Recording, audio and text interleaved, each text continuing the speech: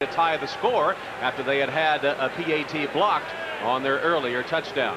What about the second half now? The defense seems to be important here. Houston's been unable to stop Cincinnati's rushing game they had early, but Cincinnati loosened it up with some boomer passes and able to spring Brooks for a couple of long runs. On the other hand, Cincinnati's defense has been vulnerable to the pass when they're in man coverage. They certainly have. No one's going to stop Warren Moon in this pass offense by playing man coverage. They have to mix things up. Cincinnati, ideally put pressure on Moon and then cause some confusion with those receivers. But Cincinnati doesn't have the kind of people. No one in the NFL does have the kind of NFL defensive backs to stay with these speedy receivers all day.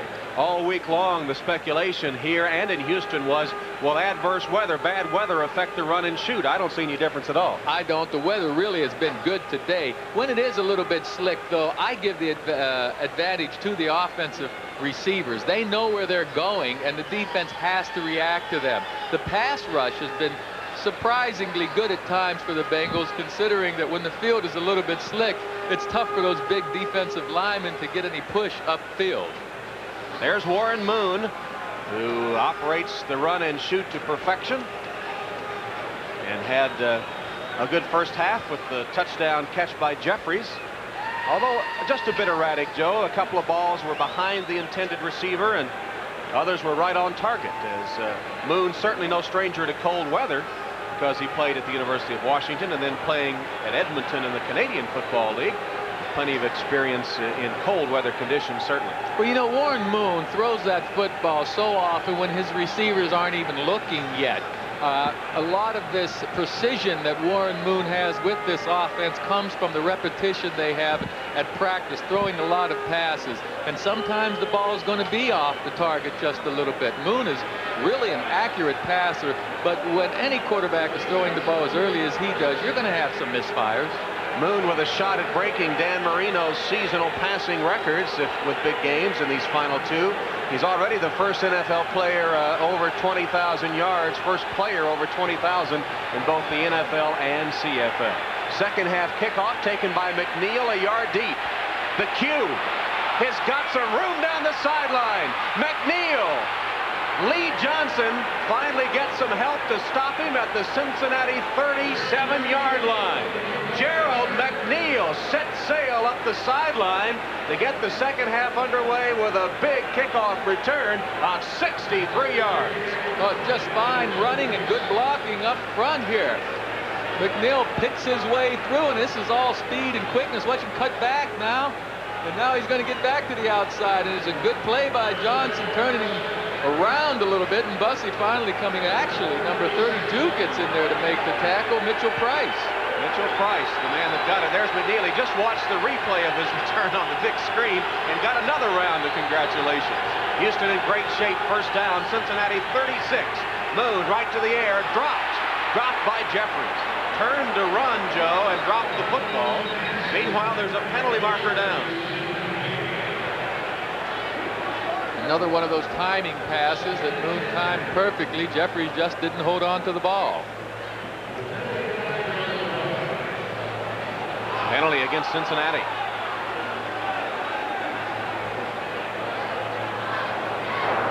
Illegal use of hands, grabbing the face mask. Number 22 on the defense. First down. Eric Thomas guilty of grabbing the face mask, a costly Cincinnati penalty, and the 7th against the Bengals so far in the game for 60 yards. First and 5 now from the 31-yard line. Houston bidding to break a 13-all tie as we begin the second half. Handoff is to Pinkett, and Alan Pinkett with a short gain. He's inside the 30, down to about the 28-yard line, where he's stopped by Barney Bussey. There's Alan Pinkett making his first appearance in the Houston offense today. He's the second leading rusher behind White, with 224 yards coming into today's game, but an average of 4.2. Well, the Oiler offensive running game has really not gotten going yet. They have to give Cincinnati credit for shutting down those draw plays, which have been very effective for the Oilers throughout the season. Second and 3 for the Oilers.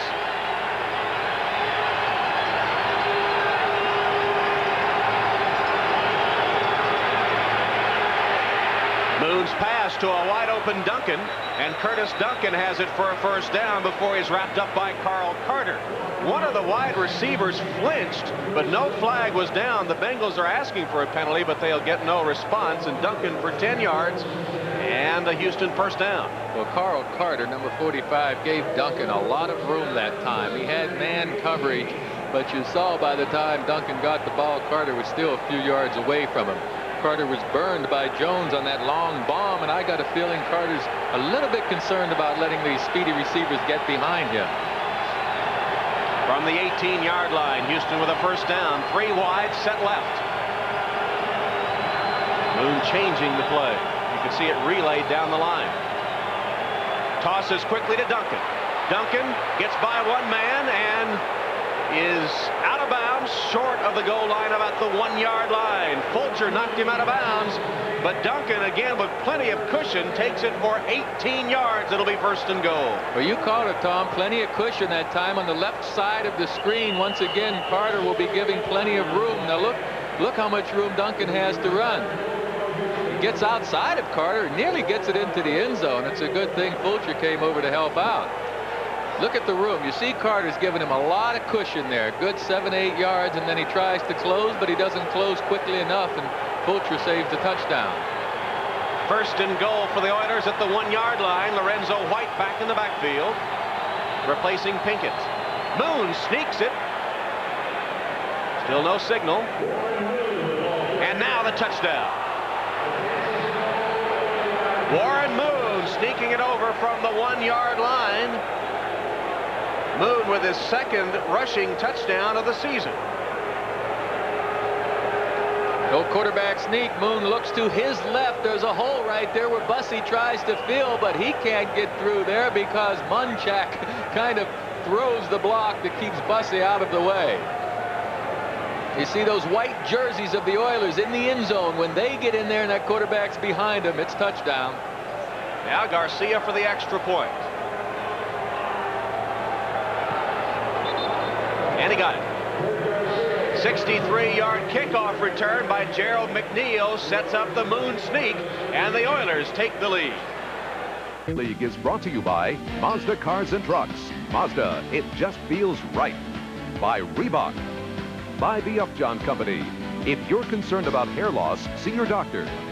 And by cold filtered Keystone and Keystone Light. Bottled beer taste in a can. Wouldn't that be great? Well, Santa is here today, getting ready for his big day coming up on Tuesday. And the Houston Oilers with a big kickoff return by Gerald McNeil score first in the second half. This is Eric Ball trying to return the favor, and he takes it to the 30-yard line. Pretty good return by Eric Ball. Leander Knight on the tackle after a 21-yard return. Let's take a look now at our Hertz 10-minute ticker. Buffalo has increased the lead to 14-0 over Miami. They're in the third quarter. Halftime on the other two. Pittsburgh coasting to a 35-zip lead over Cleveland. The Browns will be in here to play the Bengals next week. A couple of other halftime scores, and the Jets airing it out against the New England Patriots, who still have only one win all season. James Brooks hit, shakes off a tackler. Great run by Brooks, almost 10 yards. Johnny Needs finally forced him out of bounds, but Brooks was hit behind the line, shrugged off a couple of tacklers, now has a couple of words with an assistant coach on the sideline. He's doing everything today. He's 119 yards on the afternoon. That's his first carry of the second half. Second down and short. Some folks think this is a waste down, maybe a good time to go deep. But Cincinnati, I think they want to get the first down here. Maybe run the ball. That's what they ought to do. Just inches short of the first down. They will run it, and Brooks will have it and more. Uh-oh, penalty marker went down. Penalty marker down, and Brooks sort of midfield. William Fuller knocking the legs out from under James Brooks. It'll be a penalty against Cincinnati, nullifying a first down run. That's Sam Weiss calling the offensive formation. 82 offense. Second down. Costly holding call on Rodney Holman, the Pro Bowl tight end. Holman told us yesterday some think he's been underused in the offense, but he He said you just have to take what the defense gives them, and he's hoping for more plays. He also said, Joe, you asked him if he liked to put a lot of moves or anything on. He said, nope, I'm a north-south man. That's right. Not much speed, but enough, and he wants to get to the goal line. Holding call on Holman that time, though, sets up a 2nd and 11. Boomer has time. He completes the pass, short of the first down to Holman. He's immediately hit by Leander Knight. Knight starting in place of the injured Bubba McDowell today. 10 yards, but short of the first down. Rodney Holman going downfield. He's going to turn to the outside. Now watch, he's going to have to leave his feet for this catch. He makes a nice adjustment, then he tries to roll forward to get some more yardage, and Leander Knight says, you rolled far enough, buddy. Another hand warmer bit the dust, too. That's the one you had, Joe. I think his hands were cold the whole first half while you were hoarding that hand warmer. Don't let him find out I had it. Balls stopped for a loss back at the 35-yard line. Doug Smith, the nose tackle, getting great penetration to stop the play for a 5-yard loss. Big play by big Doug Smith out of Auburn. On the left side of your screen, there's number 99. He just gets around there, throws ball for a loss. That's a tremendous play by Doug Smith. He's been bothered by back spasms the last 4 or 5 games, and Coach Jack Pardee said he can't play the whole game, but he makes a big one there, and the Bengals still haven't converted a 3rd down the whole game. Johnson's punt, fumbled by McNeil. I think he got it back. Oh, he did. McNeil got it back. That's happened a couple of times today. Houston getting some fortunate bounces on the fumbles. Carl Zander tried to get it away from him and couldn't. Well, there's really not much reason for dropping this ball. Just lets it get back to his elbow, and then it gets on the ground. Fortunately, he recovered it. We'll be back after these messages. Are the first team in NFL history to have 4 receivers with 60 or more catches. This is updated to include today's receptions. Hill, Givens, and Jeffries 67 each, and Curtis Duncan with 63. Amazing. Who do you double cover? I'd say that's pretty good balance. 10 minutes left in the 3rd quarter. Houston leading 20-13. They have a first down on their own 32-yard line. Moon being chased. Gets rid of it. Incomplete. And a flag down. I don't know why. Alan Pinkett was right by the football.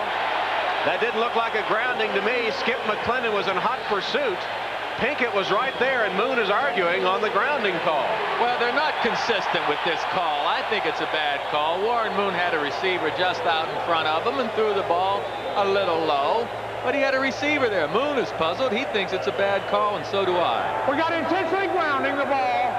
Number 1 on the quarterback. Lost it down. 2nd down. Well, you take another look at it. Moon gets forced out of the pocket. Maybe we'll see the receiver over here. There's Moon. He sees his receiver. He sees his receiver's not going anywhere, so he throws it to it a little low, and they call that grounding. That's a lousy call. You can't read the quarterback's mind. You can't, sure, he may have been trying to ground it, but you can't presume it. And the rule reads that if you do it to avoid a sack, then it's the penalty. I don't even know that he was in imminent danger of being sacked. He was coming to the sideline, and that's a very iffy call, I think. In any event, it is 2nd and 20, and the crowd back into it.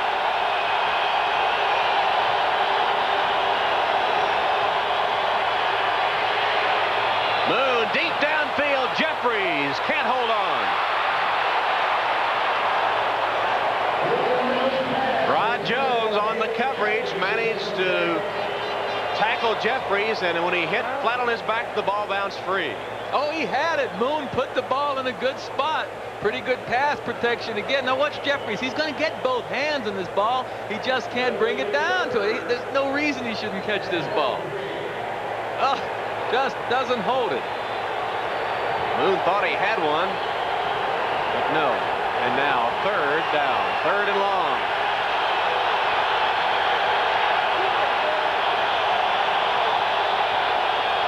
Best 3rd down team in the NFL.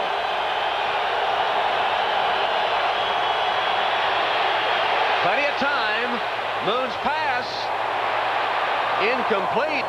Tony Jones was looking the other way. I don't know what he was thinking about. Carl Carter made a diving attempt at the interception, but Jones wasn't even looking. Well, Carter kind of had Jones tied up. Jones breaks to the inside. Moon throws to the outside. On the left side of the screen, we may see Carter kind of messing with Jones a little bit, but Jones, you'll see, is breaking to the inside right there, and then the ball's thrown to the outside. Had Jones broken to the outside, it could have been a completion. Now Montgomery's punted only once, but it went 50 yards. This is Mitchell Price deep for the Bengals.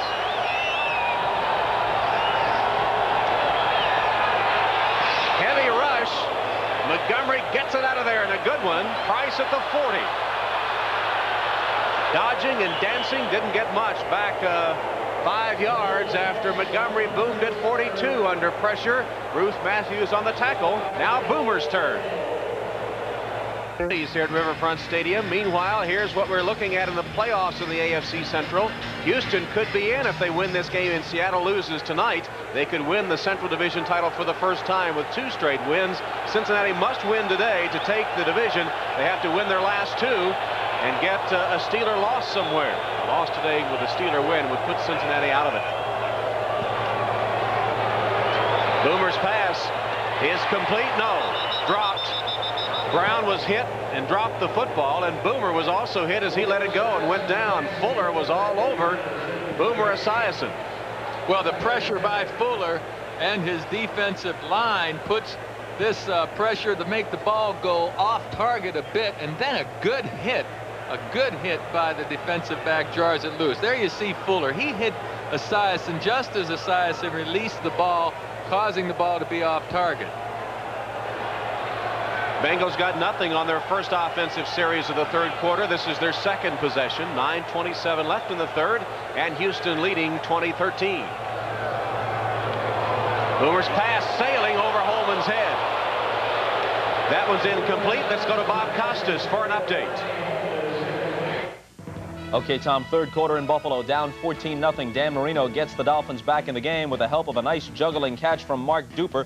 30-yard touchdown, cuts Buffalo's lead in half, but then the Bills come back and nail a field goal to go up 17-7. They're still in the third quarter at Rich Stadium. Tom? Okay, Bob, and here at Riverfront, Houston with a 7-point lead and 9:21 showing on the clock. But Boomer Esiason and his Bengal offense needing to get something going here and facing a 3rd and 10. Boomer's in the shotgun. 2 wides left, 2 to the right, 1 to the left. Now he changes the play and the formation. Very tight. Play clock to 1. They got it off. Brooks on a run. Breaks free. Out of bounds at the 15-yard line. Richard Johnson made the saving tackle as Boomer Esiason analyzed the defense, made the call, and Brooks breaks free for 40 yards. Well, this is a special play, no doubt. They see what the Oilers want to do. Now they come to do it. Watch Esiason hand that ball right away to Brooks, and then he's missed. There was a chance one of the Oilers had both hands on Brooks, but he broke the tackle and turned it into a big gain. McGee made a good block downfield, but Brooks shook off that one tackler right at the line of scrimmage to make it a big gainer. First down at the 15, Cincinnati. They trail by 7. Wow. Great defensive play that time by Doug Smith. Is he into this game or what? There's a flag down. Harold Green got the handoff and was immediately hit by Smith, but now the penalty flags fly. Well, I think it's a kind of activity that you don't want to see your players get into. Unsportsmanlike conduct. Number 27 on the defense. Half the distance. First down. Wow, Terry Kennard with the unsportsmanlike call and a costly mistake by the Oilers. The most penalized team in the league, really hurt by that one. Let's look at that previous play, Tom. It's a unique play. Look where Esiason gets the ball and hands it to number 21. Brooks is standing beside him. And there's really not much of a hole there. Brooks gets up inside.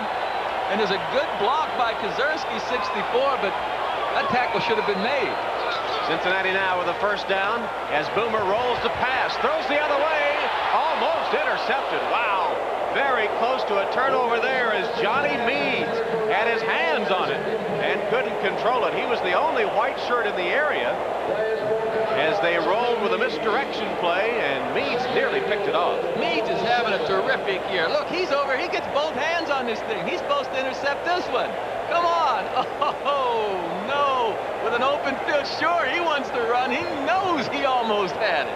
Ooh. It'll bring up a second down for Cincinnati. Second and goal with the ball on the 9-yard line. Boomer's only hit 1 of 5 passes for 10 yards this half. Hand off to Brooks. Cuts back. He's down to the 2-yard line. Brooks having a big day. Leander Knight stopped him, a 5-yard gain and a tough run by Brooks. It'll be 3rd and goal. Once again, Brooks picks his way through there. It doesn't look like there's a whole lot. Right now he cuts back inside. I tell you what, Kattus put a pretty good block. Actually, it was Riggs who put a pretty good block outside to allow Brooks to cut up inside. The ball at the 2-yard line as the Bengals that time went with a 3 tight end offense. 3rd and goal from the 2. Woods just short.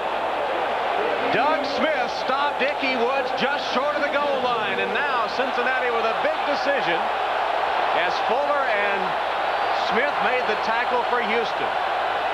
Tell you, extra effort by Woods is the only thing that saved this play for Sam Weiss and gets it down to about the foot and a half line. This is a big play. Sure, Sam White's going to go for it. They need to try and get 7 points on the board. And I saw Sean Jones out there waving his arms saying, come on, bring it on. We're going to stop you. Stanford Jennings into the backfield. Eric Ball is also in there. 4th down in less than a yard. Jennings, touchdown.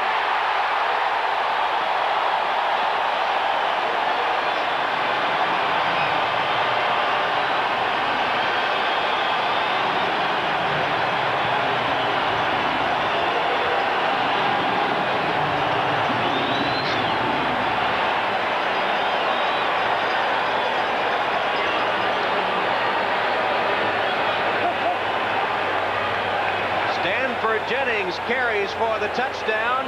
That's only the 11th time this season he's carried the football from scrimmage, and his first touchdown of 1990.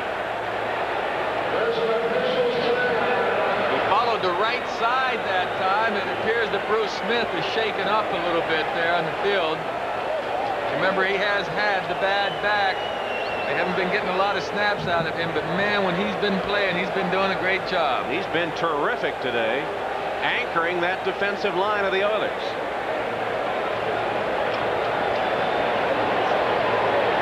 Well, we're going to keep an eye on this extra point here now. Remember, Breech hit one that was a little low and blocked earlier by, was it Sean Smith blocked the first one? Sean Jones, right? Sean Jones, Sean Smith. Where am I, huh? The Jones and the Smith boys. Hello. All right, Breech to try to tie it.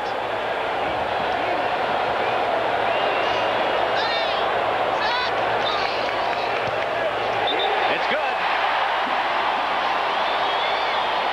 Cincinnati answers the challenge on an unusual play, a handoff to Brooks that nets a big gainer. They go for it on 4th and goal, and Stanford Jennings lugs it across right here. Yes, he's following 6'7", 290-pound Joe Walter, number 63, the right tackle. You'd expect him maybe to go in behind Munoz, but they chose to follow Walter that time, and he got him in the end zone. Take another look at it. You see the black jerseys fight. Eric Ball, 42, throws a nice block in there for the Bengals. Well, old-fashioned football as they pound it across for the tying score. And that 27-degree temperature feels a little warmer right now for Sam and his Bengals. Oh, put a uniform on Sam. He's fired up. He wants to get in there.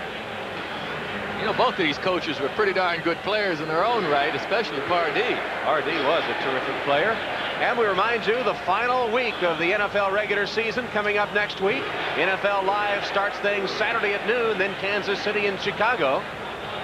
Great matchup there. And on Sunday, 12:30, NFL Live, Buffalo, Washington, or Cleveland, Cincinnati. The second game will be San Diego and the Raiders. Check the local listings for the game in your area. NFL action here on NBC. Well, this has been a game. What does one of those signs say here at Riverfront? Gut check game, and it's been that kind of game. One team lands a knockout punch, and the other one gets back up off the canvas to hit one of its own. McNeil, remember the great return he had to open the half. Not so here. Nothing doing, said Eric Ball. 16-yard return, and Ball makes another tackle. He's having a fine game. Hurts 10-minute ticker now. Let's check that game up at Buffalo. As the Bills have a 17-7 lead. Philadelphia trying to end Dallas's playoff chances.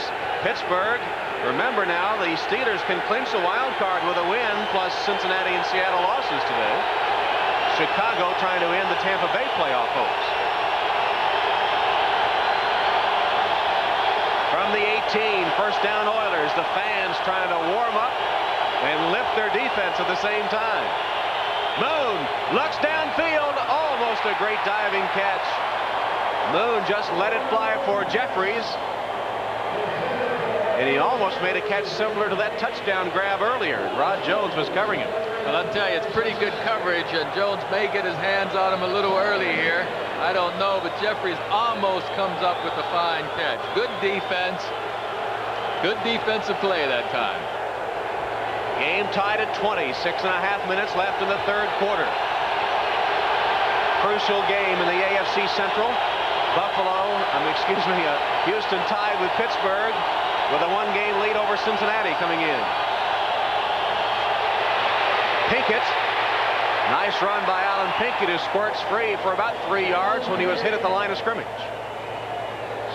This has been probably the best part of the Cincinnati defense today. They've been concerned with Pinkett and especially Lorenzo White with those draw plays. And so far, the Oilers haven't been able to have any success from running the football. 3rd and 6. Total yards dead even.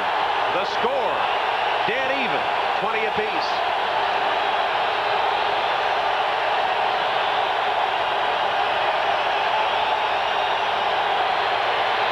Moon in trouble. Pinkett. No catch, incomplete. James Francis was covering Pinkett, who short-hopped it. McClendon was putting the pressure on Warren Moon, and the defense once again holds. The pressure does come on Moon on the left side of the screen. You'll see 72, McClendon to the outside. Whether he caught this ball or not didn't make any difference. Pinkett's the only one that thought it made a difference, but it'd have been well short of the first down. Third punt of the day by Montgomery. Greg Montgomery with Mitchell Price deep. This one not a good kick. Price lets it bounce and retreats, tries to take it on the hop. Dodged one man. Almost broke free. Ankle tackle made that time to save a further gain. It was Scott Kozak holding on to Price. Bengals ball when we come back. Against the run today, they've given up 175 yards. The man that's racked them the most has been James Brooks. Brooks, number 21, has carried 10 times for 164 yards. That 164 yards breaks his own Cincinnati record. So a new Cincinnati rushing record for one game. 164 yards, James Brooks, with plenty of time to go. Boomer pumps free 4 times and then throws incomplete, intended for Eddie Brown.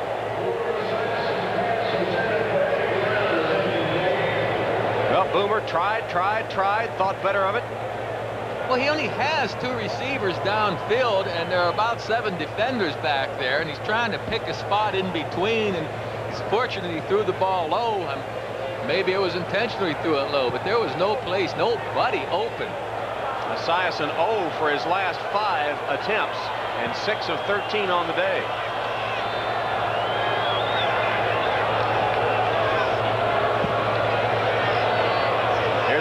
trick formations again that netted a big run for Brooks. And the Oilers were ready for it that time, and they almost came up with a football. Why would you try that again, Joe? Would it be obvious that the Oilers would be ready for it? It'd be obvious, yes, but it worked so well the first time, I figured you'd give it another shot, and that's what they did. I don't know if they have another play when they see this defensive front. They've worked on this special play during the week. It worked once, and so, hey, they gave it another shot, but give credit to the Oilers. You know, they're not fools out there. Sean Jones and William Fuller went to school on that first time, and they weren't about to be fooled that time around. And you know, that first time, Brooks did a job of breaking the tackle, actually, because they would have had him stop short of the first down. Right. Third down for the Bengals, who've converted only 1 of 6. Boomer steps up, fires, complete. There's a third down conversion as the catch is made by Mike Barber for a first down into Oiler territory, a 19-yard gain.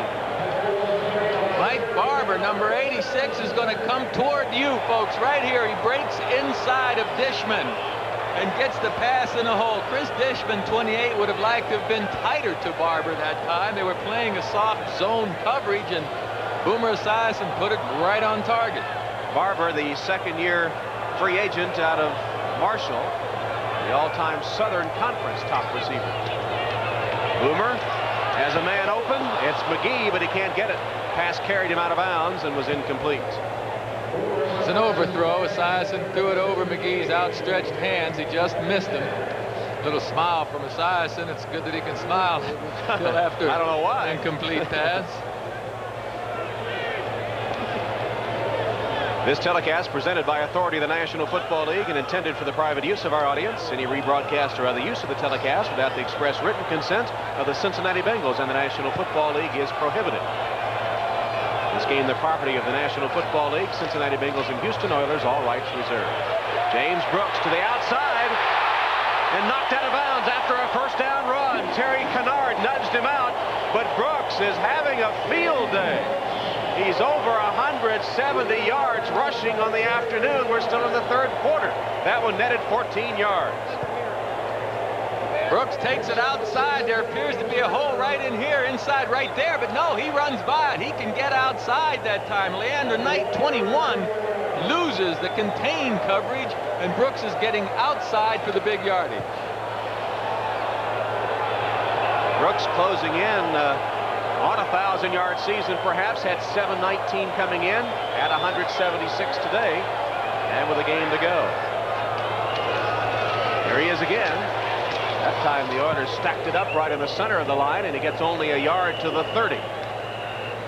Fuller, Childress, Smith, and Jones stacking it up, nothing there. Don't forget Christmas Day now, 2 of the best NBA teams. Detroit had been in a bit of a slump lately, but they went into Chicago and beat the Bulls last week. And the Bulls, of course, in their ascendancy with Michael Jordan and company, just can't seem to get over that Detroit Piston hump. So those two teams will match it up on Christmas Day, 3 o'clock Eastern time. Our producer today, Tommy Roy, will be on hand at Chicago Stadium for the Bulls and the Pistons on Christmas Day. Boomer's pass complete. Holman got away from one man. Down at the 1-foot line. Rodney Holman carrying Oilers with him for 28 yards. Dishman finally hog-tied him at the 1. Holman makes a beautiful adjustment on this pass. He's got on the right side of the screen. Holman's going to have to pivot around here. Look at that pivot. Now he fights off Kennard's tackle and carries Dishman down to the 1-foot line before Meads helps out. Look at him drag these guys. Dishman just climbing on his back and Holman fighting for every inch. What'd he say? He was a north-south runner? You got it. That's right. He got it that close to the goal line. He's got 62 yards on 3 catches. Ickey Woods. Cincinnati touchdown.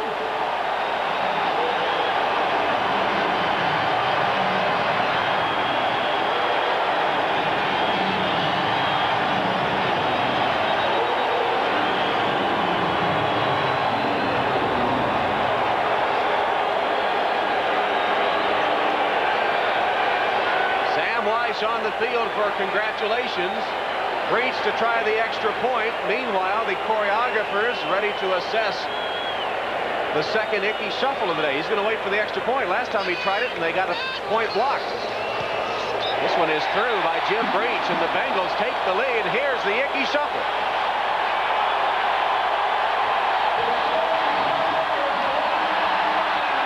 An encore performance.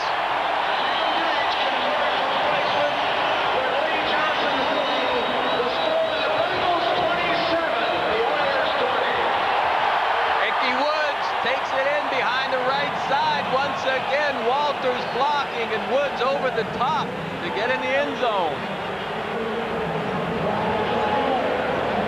Ickey Woods, 232 pounds up and over, and he just does get in. So Ickey Woods with his second touchdown run from short yardage gives Cincinnati the lead for the first time today. Cincinnati pounds on top 27-20 with 1:46 left in the third quarter. You know, I'm surprised, Tom. I really am. I thought Houston is the better team. You know, they've been playing good ball most of the year. Cincinnati's been hurt, but there's something about the team that's most desperate, you know, and today Cincinnati has their backs against the walls, and for some reason these desperate teams are able to bounce back and maybe come out ahead. Sure, Houston's far from out of this, certainly with their potent offense. And of course, this has been a series in recent years dominated by the home team. Houston won the earlier matchup down at the Astrodome this season, 48-17. You'll remember last year here at Riverfront, the Bengals won it 61-7 as Sam Weiss sent a message to Jerry Glanville. Here's the kickoff by Johnson. Lee Johnson sends it to the 5-yard line where Ford takes it. Bernard Ford tiptoes his way across the 20. Hit and dropped at the 22-yard line. And making the stop there was Kevin Walker. That was an intentional kick, I believe, away from the ice cube that time. The cube had that big return in the second half kickoff, and pretty good return. Well, Eric Ball made a good play in the second kickoff, but this time they kept it away from the ice cube and kicked it to Ford. Moon only 2 of 7 this half. He's missed his last 5 attempts. Cincinnati defense next to last in the NFL, trying to hold off the run and shoot, the best offense in the NFL.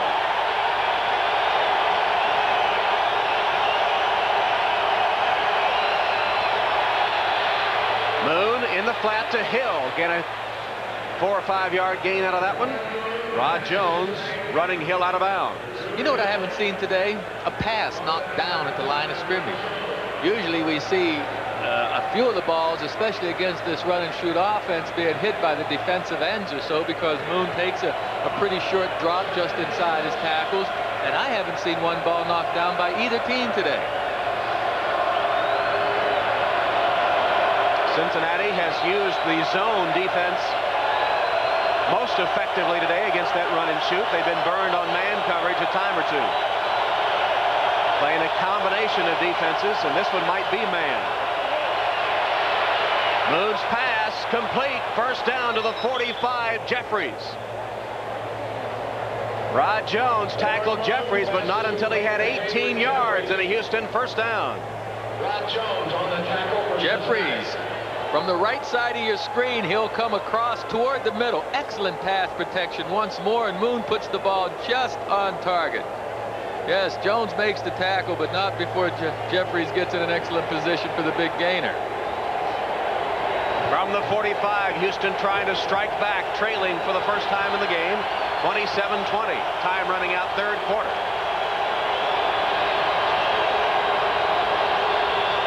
Pinkett burrows his way close to midfield, and another fight breaks out. Crumry gets a shove from Maggs, and then Maggs even thinks about going after the official. Moon tries to cool him down. Moon's doing a good job out there right now. He can't let Maggs or any of his teammates lose their heads. It's an emotional game, but you don't want to get the penalties. You have to keep focused, keep your concentration on your job. And that's the end of the third quarter at Riverfront. We'll be back after these messages from your local station.